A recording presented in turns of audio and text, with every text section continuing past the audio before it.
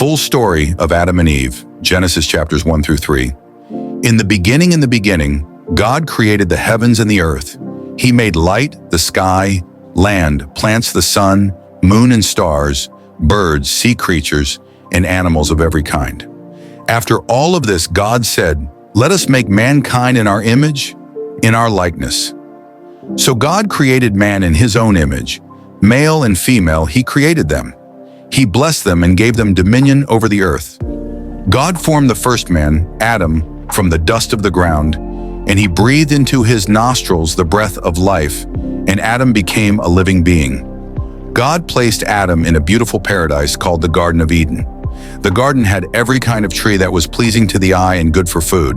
In the middle of the garden were two special trees: the tree of life, the tree of the knowledge of good and evil.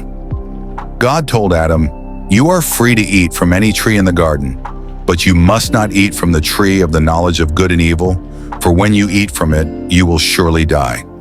Adam named all the animals, but none were a suitable companion for him. God said, "It is not good for the man to be alone." So he caused Adam to fall into a deep sleep, and while he slept, God took one of Adam's ribs and formed a woman named Eve.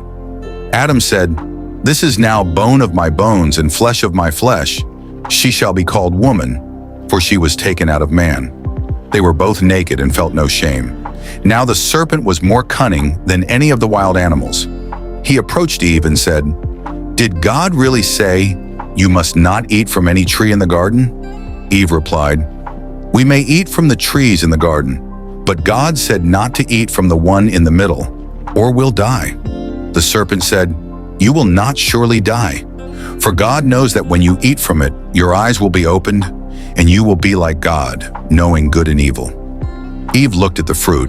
It looked delicious and desirable for gaining wisdom. She took some and ate it, and gave some to Adam, and he ate it too. Immediately their eyes were opened. They realized they were naked and felt shame. They sewed fig leaves together to cover themselves. When they heard God walking in the garden, they hid. But God called out, "Where are you?"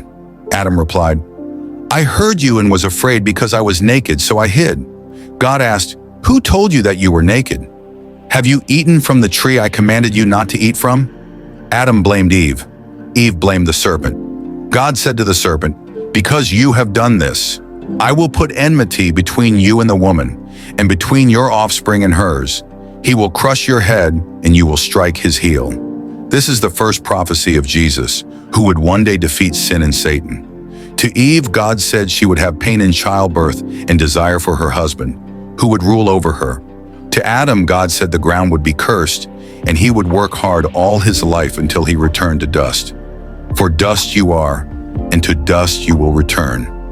Even in his judgment, God showed mercy. He made garments of skin for Adam and Eve to clothe them, a sign of covering their shame.